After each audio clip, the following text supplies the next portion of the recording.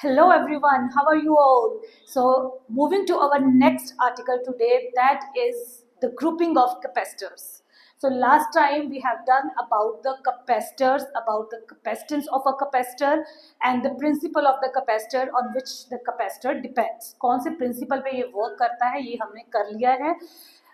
Induction का basically अगर हमारे पास दो कंडक्टिंग रोड्स हैं तो कैसे हम उसको चार्ज देते हैं और कैसे ये चार्ज स्टोर करता है ये हमने प्रिंसिपल ऑफ कैपेसिटर में किया. आप लास्ट आर्टिकल देख सकते हो. अब क्या है, हमारे पास दो या दो से ज़्यादा कैपेसिटर्स हैं, उनकी हमने ग्रुपिंग करनी है. ठीक है, तो नेट कैपेसिटर्स ग्रुपिंग दो तरह से होती है. तो उस ग्रुपिंग के हिसाब से जो हमारी नेट कैपेसिटेंस है वो कितनी आएगी वो हम फाइंड आउट करेंगे. ठीक है, लाइक हमने यहाँ पे एग्जांपल ली सबसे पहले कैपेसिटर इन सीरीज. तो ग्रुपिंग हम दो तरह से कर सकते हैं, कैपेसिटर्स को सीरीज में कनेक्ट करके और कैपेसिटर्स को पैरेलल में कनेक्ट करके. सीरीज में होता है वन बाय वन, लाइक एक किया तो अगली नेक्स्ट सेकेंड कैपेसिटर, उससे नेक्स्ट थर्ड कैपेसिटर, एक ही लाइन में हमने इनको कनेक्ट कर दिया. That is known as series combination. ठीक है, तो हमारे पास थ्री कैपेसिटर्स हैं, C1, C2 एंड C3, और तीनों की कैपेसिटेंस जो है वो डिफरेंट है. C1, C2 and C3 are the capacitance of three capacitors. ठीक है, इनको हमने सीरीज में कनेक्ट कर दिया विद सम बैटरी. तो होता क्या है कि बैटरी क्या करेगी, चार्ज प्रोवाइड करेगी. सपोज प्लस क्यू चार्ज जो है इस बैटरी ने प्रोवाइड किया, तो प्लस क्यू चार्ज आ गया यहाँ पे. ठीक है, तो इस चार्ज से जो मैग्नेटिक फील्ड, जो भी इलेक्ट्रिक फील्ड प्रोड्यूस होएगी, वो इलेक्ट्रिक फील्ड क्या करेगी, यहाँ पे इंडक्शन प्रोसेस आएगा तो यहाँ पे एक नेगेटिव चार्ज को अट्रैक्ट करेगी अपनी तरफ. तो ये जो सेकंड प्लेट है, क्योंकि यहाँ पे पॉजिटिव चार्ज दिया हमने, तो ये पॉजिटिव चार्ज क्या करेगा, ये नेगेटिव चार्ज को अट्रैक्ट करेगा अपनी तरफ. तो ये इस प्लेट पे नेगेटिव चार्ज आएगा, लिविंग बिहाइंड यहाँ पे पॉजिटिव चार्ज. ऐसे इसमें होगा, ऐसे इसमें होगा. तो इनकी जो ये वाली प्लेट्स हैं ये कनेक्टेड हैं अर्थ के साथ, इनकी अर्थिंग करती है सो दैट कि ये राइट साइड पे, इस प्लेट के राइट साइड पे जो पॉजिटिव चार्ज रह जाएगा वो सारा अर्थ हो जाए, सो दैट इनकी कैपेसिटी को इंक्रीज किया जा सके. सो ये तो प्रिंसिपल था कैपेसिटर का कि कैसे वर्क कर रहे हैं. सो हमने यहाँ पे प्लस क्यू चार्ज दिया, तो क्योंकि ये सीरीज कॉम्बिनेशन में है तो ये सेम चार्ज जो है इन तीनों में से पास होके जाएगा. इसके क्रॉस वोल्टेज होगी V1, इसके क्रॉस वोल्टेज होगी V2, इसके क्रॉस वोल्टेज होगी V3.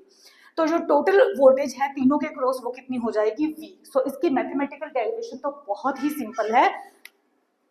तो यहाँ पे क्या आएगा, नेट कैपेसिटेंस फाइंड आउट करने के लिए फॉर दिस सीरीज कॉम्बिनेशन हम आर्टिकल कहाँ से स्टार्ट करेंगे, वोल्टेज से. ये जो टोटल वोल्टेज है that will be the sum of three voltages. ये टोटल वोल्टेज तीनों वोल्टेजेस का क्या आएगा, सम आएगा. So total voltage will be is equals to V1 plus V2 plus V3. Okay, so this is equation number 1. तो अब हमने ये किया हुआ है वोल्टेज का formula V is equals to Q upon C.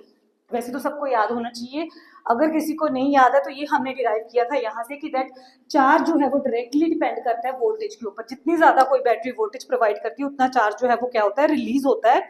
तो उस हिसाब से Q is directly proportional to V.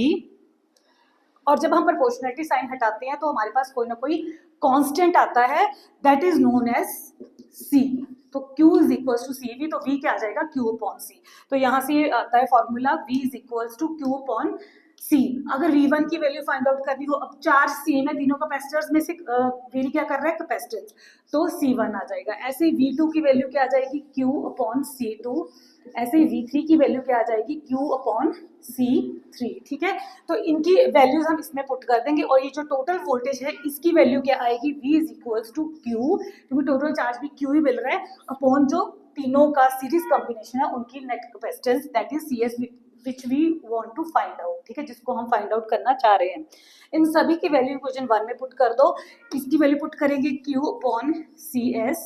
ठीक है, इसकी पुट करेंगे Q अपॉन C1 प्लस इसकी पुट करेंगे Q upon C2 plus Q upon C3. ठीक है, ये आ गई. अब ये Q जो है वो कॉमन आगे कट हो जाएगा. ठीक है, तो यहाँ पे ये क्या बनेगी एक्सप्रेशन, यहाँ पे तो ऐसे रहेगा Q अपॉन CS, यहाँ से Q कॉमन ले लो, अंदर क्या रह जाएगा 1 upon C1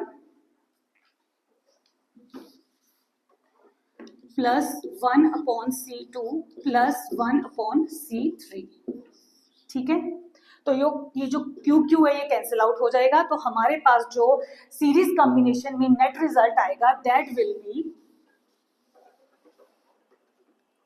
1/CS is equals to 1/C1 plus 1/C2 plus 1/C3। सो ये हमारे पास नेट कैपेसिटेंस आएगी फॉर द सीरीज कॉम्बिनेशन। और ये फॉर्मूला हम बहुत यूज करते हैं न्यूमेरिकल्स में। इससे रिलेटेड न्यूमेरिकल्स जो है वो बहुत इंपॉर्टेंट है और मैं करवाऊंगी भी इससे रिलेटेड न्यूमेरिकल्स।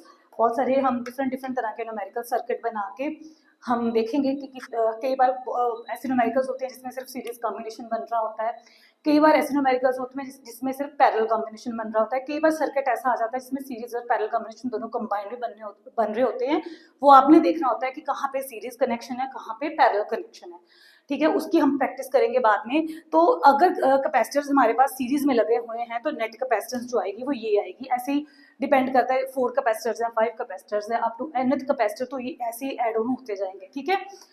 तो इसकी मैथमेटिकल फॉर्म तो बहुत ही ज़्यादा सिंपल थी, बहुत इजी थी, और एग्जामिनेशन पॉइंट ऑफ व्यू के हिसाब से ये आर्टिकल इंपॉर्टेंट भी है और मार्क्स अच्छे ले सकते हैं फटाफट से इसकी मैथमेटिकल एक्सप्रेशन करके, क्योंकि मैथ्स इतना इसमें टफ नहीं है, सिंपल सी कैलकुलेशन है। हमने टोटल यहाँ से स्टार्ट किया कि total voltage is equals to V is equals to V1 plus V2 plus V3, ठीक है। तो उसके बाद कुछ भी नहीं किया, हमने इनकी वैल्यूज पुट कर दी वोल्टेजेस की। लेकिन मैथमेटिकल कंसेप्ट तो बहुत इजी है, सभी कर लेते हैं, लेकिन मैं अपनी टीचिंग में हमेशा बार बार कहती हूँ कि कंसेप्ट, जो इस आर्टिकल के पीछे कंसेप्ट है वो क्लियर होना बहुत ज़रूरी है। अब बहुत सारे बच्चे तो क्वेश्चन अराइज ही नहीं करते कि ऐसा भी क्वेश्चन हो सकता है, ठीक है। वो सिंपली इस आर्टिकल को कि हाँ मैथमेटिक्स में क्या क्या हुआ वो कर लेते हैं कि ऐसे किया फिर ऐसे किया फिर ऐसे किया फिर ऐसे किया, लेकिन इसका कंसेप्ट समझो, ठीक है। ये सबसे पहले क्वेश्चन ये राइज होता है कि अगर ये सीरीज कॉम्बिनेशन में है तो ये सेम चार्ज क्यों जा रहा है, ठीक है। कैपेसिटी डिफरेंट है फिर भी सेम। कैपेसिटी डिफरेंट होने का मतलब ये नहीं है कि ये सेम चार्ज होल्ड नहीं कर सकते, कि ये डिफरेंट चार्ज होल्ड करेंगे। ये कितना चार्ज होल्ड कर सकता है, कितना हम इसको चार्ज प्रोवाइड कर रहे हैं उस पर डिपेंड करता है, और कितनी वोल्टेज हम दे रहे हैं उस पर डिपेंड करता है। मतलब बैटरी से हम कितना चार्ज दे रहे हैं उस हिसाब से। ऊपर से सेकेंड इसमें यह है कि there is no junction here, तो सिर्फ एक ही पाथ है चार्ज के फ्लो करने का, तो क्यों चार्ज ही यहाँ से जा रहा है यहाँ से जा रहा है, यहाँ कहीं भी जंक्शन नहीं है, यहाँ पे कोई भी पॉइंट नहीं है जहाँ से चार्ज जो है वो डिवाइड हो जाए, ठीक है। तो इनकी कैपेसिटी, क्योंकि हमारे पास फॉर्मूला ये है ना कि V is equals to Q upon C। अब चार्ज सेम है, कैपेसिटेंस डिफरेंट है, तो क्वेश्चन बच्चे ये भी राइज करते हैं कि सीरीज कॉम्बिनेशन में हमने वोल्टेज डिफरेंट क्यों ली, क्योंकि जब हम पैरेलल करते हैं उसमें थोड़ा सा कंसेप्ट डिफरेंट है। वोल्टेज इसलिए डिफरेंट लिए क्योंकि अगर चार्ज सेम है, कैपेसिटेंस डिफरेंट है, तो ऑफ कोर्स वोल्टेज भी डिफरेंट आएगी। ये चीज कांस्टेंट है लेकिन ये डिफरेंट है, तो ये चीज ऑफ कोर्स सेम नहीं आएगी, ठीक है। तो ये हो गया इसका कंसेप्ट। तो ये बच्चे बड़े कंफ्यूज होते हैं यहाँ पे कि यहाँ पे हमने चार्ज सेम क्यों लिया। तो इसका सिंपल सा रीजन है कि ये चार्ज इसलिए सेम है क्योंकि यहाँ पे वन वे पाथ है और देयर इज नो जंक्शन जहाँ से चार्ज जो है वो स्प्लिट अप हो जाए। तो चाहे इनकी डिफरेंट कैपेसिटेंस है लेकिन ये सेम क्वांटिटी, डिफरेंट कैपेसिटेंस होने का मतलब यहाँ पे ये नहीं है कि ये डिफरेंट चार्ज ही स्टोर करेंगे। There is no fixed amount कि अगर इसकी कितनी कैपेसिटेंस है तो मतलब ये चार्ज, एक लिमिट होती है कि हाँ इतने, अगर इतनी कैपेसिटेंस है तो इतनी कैपेसिटी है इसके अंदर तो इस लिमिट तक ये चार्ज स्टोर कर सकता है, लेकिन कोई अमाउंट फिक्स नहीं है। तो same charge can flow through the different capacities of the different capacity, ठीक है। सो आई होप ये आर्टिकल आपको समझ में आ गया। तो इस तरह से हम सीरीज कॉम्बिनेशन कर सकते हैं। उसके बाद हमारा नेक्स्ट आता है पैरेलल कॉम्बिनेशन, कि अगर हम कैपेसिटर्स को पैरेलल में लगाएं तो हमारी नेट कैपेसिटेंस क्या होगी।